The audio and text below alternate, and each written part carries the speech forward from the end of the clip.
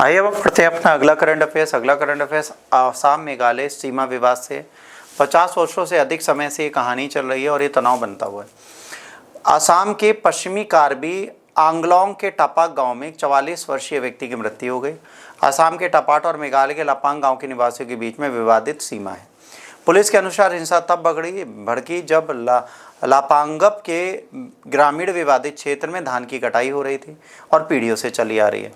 ये 884 किलोमीटर लंबे आसाम मेघालय में 6 अनसुलझे क्षेत्रों में से एक है, जहां 2022 के समझौते के बाद भी तनाव बना हुआ है। ये क्षेत्र 2022 में मुखरो फायरिंग घटना का गवाह बना, जिसमें 6 लोगों की मृत्यु हुई। आसाम मेघालय सीमा विवाद उपनिवेश से जुड़ा हुआ है। जब अविभाजित भारत में आसाम वर्तमान नागालैंड, अरुणाचल प्रदेश, हिमालय, मेघालय और मिजोरम साथ में शामिल थे। 1970 में क्या हुआ? मेघालय को आसाम से एक स्वायत्त राज्य के रूप में अलग किया गया। 1972 में पूर्व राज्य बना, तो सीमा के मतभेद फिर यहाँ पे प्रारंभ हो गए। 1969 में समिति ने सीमा परिभाषित करने की सिफारिशें दी। आसाम पुनर्गठन हुआ, मेघालय स्वायत्त राज्य बना, मेघालय पूर्ण राज्य बना और अधिनियम को अस्वीकार किया गया। पृथकीकरण के बाद भी कई ऐसी चीज़ें थी जिनको माना नहीं गया। मेघालय अधिनियम को क्यों स्वीकार नहीं किया? 1969 के अधिनियम में 1951 की समिति की सिफारिश थी। इसके अनुसार पूर्वी जयंती हिल्स, रीभोई और पश्चिमी खासी हिल्स वर्तमान मेघालय के कुछ हिस्से आसाम के कार्बी आंगलोंग और कामरूप जिले में स्थानांतरित कर दिए गए। राज्य का दर्जा प्राप्त करने के बाद भी मेघालय ने स्थानांतरणों का विवाद किया और तर्क देते रहे कि क्षेत्र ऐतिहासिक रूप से पारंपरिक शासन प्रणाली के तहत उन्हीं का है, तो उन्हीं के पास होना चाहिए। आसाम सरकार का मानना है मेघालय के पास अपने क्षेत्रीय दावों को प्रमाणित करने के लिए दस्तावेज नहीं है, बल्कि हमारे पास, क्योंकि हमारे जो कबीलाई समूह के लोग थे उनके अंडर आता था और उनको ये चीज़ पता थी, तो वो उस चीज़ को वहाँ से फॉलो कर सकते हैं, तो ये हमें दे दिया जाए। 12 विवादित क्षेत्र पहचाने गए। 884 किलोमीटर कुल लंबाई है। 3 जिले हैं जो मेघालय को प्रभावित करते हैं। अब समाधान क्या है? संयुक्त आधिकारिक समिति बनाई गई, इसने कोशिश की। इसके बाद स्वतंत्र पैनल बनाया गया वाई चंद्रडांडीव के साथ, इसने कोशिश की और पैनल में मेघालय ने इसको अस्वीकार कर दिया। भारतीय सर्वेक्षण विभाग ने 100 किलोमीटर अंतर्राज्यीय सीमा का सीमांकन किया, फिर इसे स्वीकार करने के लिए इनकार कर दिया।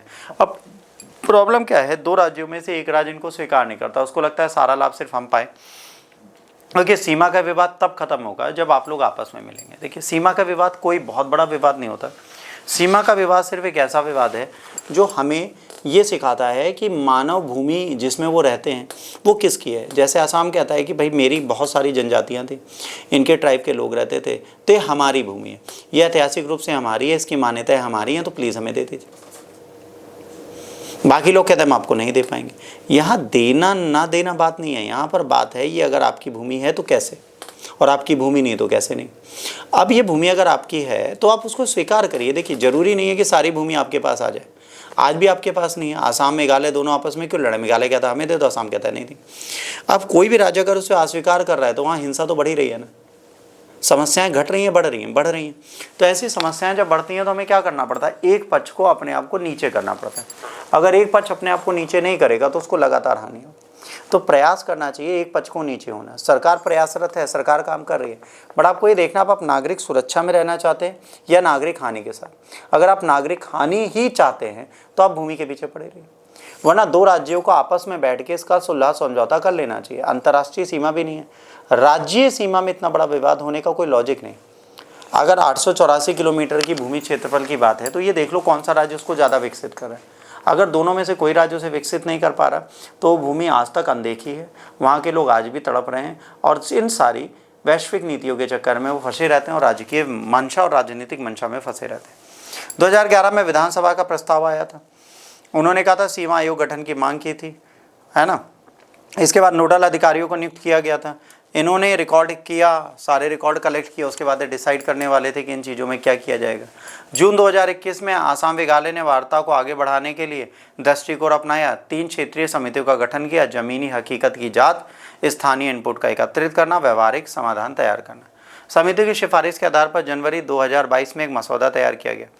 दोनों राज्यों ने 12 में से 6 विवादित क्षेत्रों में हल करने के लिए ऐतिहासिक समझौता साइन किया। मतलब 12 क्षेत्रों में से 6 के लिए मेमोरेंडम ऑफ अंडरस्टैंडिंग इन लोगों ने साइन कर दी कि भाई हम इस डिस्प्यूट को यहाँ पर ख़त्म करते हैं। अब इसके बाद 2022 में ऐतिहासिक सीमा समझौता हुआ, आंशिक रूप से हल कर दिया गया।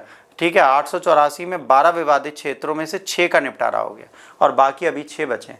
अभी जो बाकी 6 बचे हैं ये हमारे लिए खत्म है।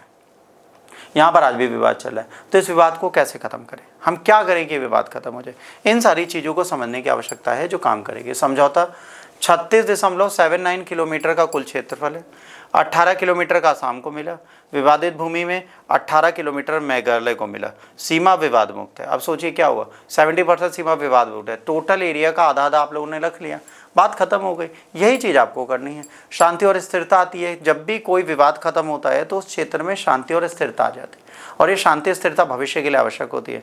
तो भविष्य की इन प्रणालियों में शांति स्थिरता बनाए रखें। आर्थिक विकास होगा, विवाद जब सीमा मुक्त हो जाता है तो पर्यटन बुनियादी ढांचे विकास होता है।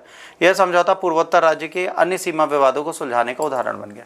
यहाँ पर क्या है, इन 6 क्षेत्रों की तरह अन्य क्षेत्रों को भी आप सुलझा सकते हो। अब 6 अनसुलझे क्षेत्र हैं, लांगपी, बोरदुआर और ब्लॉक क्षेत्रों में 6 क्षेत्रों पर बातचीत जा रही है। ये बहुत संवेदनशील और जटिल मामले। कुछ स्थानीय समुदाय संगठन सवाल उठाते रहे हैं और ऐतिहासिक दावे, दोनों राज्य ऐतिहासिक दावे और सांस्कृतिक संतुलन के दावे करते हैं और उनकी चुनौती बनी हुई है संवेदनशील मामलों में आज भी हमें उपाय ढूंढने की रास्ते। अब क्या है, जैसे 2 राज्यों ने आपस में बैठकर 6 क्षेत्रों को सुलझा लिया, वैसे ही निपटारे के लिए संवाद करना आवश्यक है। तो आप बात करिए, स्थानीय भागीदारिता को बढ़ाइए और प्रभावी कार्यान्वयन करिए। 2022 के समझौते को जमीनी स्तर पर लागू करिए। आसाम मेघालय सीमा विवाद का एक समाधान एक लंबी यात्रा है और ये एक दिन में पूरा नहीं होगा, समय लगेगा। याद रखिए, सीमा विवाद एक दिन में पूरा नहीं होता, सीमा विवाद में समय लगता है। इसमें कई सारी चीज़ें होती हैं। आपको लगता है कि सिर्फ सीमा पड़ती है, नहीं, राज्य में रहने वाले लोग बढ़ते हैं। जो आसाम में रह रहा है वो अचानक से मेघालय का हो जाएगा, जो मेघालय वाला है वो अचानक से आसाम का हो जाएगा। तो इस राजकीय विवाद को भी समझाना पड़ता है। ऐसे यूपी में रहने वाले को अगर अचानक से हम उत्तराखंड के क्षेत्र में डाल दें तो कितना अजीब लगेगा। तो ये व्यक्तिगत परीक्षण की भी एक पहल है, इसलिए इसमें थोड़ा समय तो लगता है, पर सीमा विवाद का निपटारा किया जा सकता है, जिसका प्रयास ये लोग कर रहे हैं। अगर ये हो जाता है तो ऐसी अशांति सदैव के लिए खत्म हो जाएगी और राज्य को सुरक्षा प्राप्त हो जाएगी।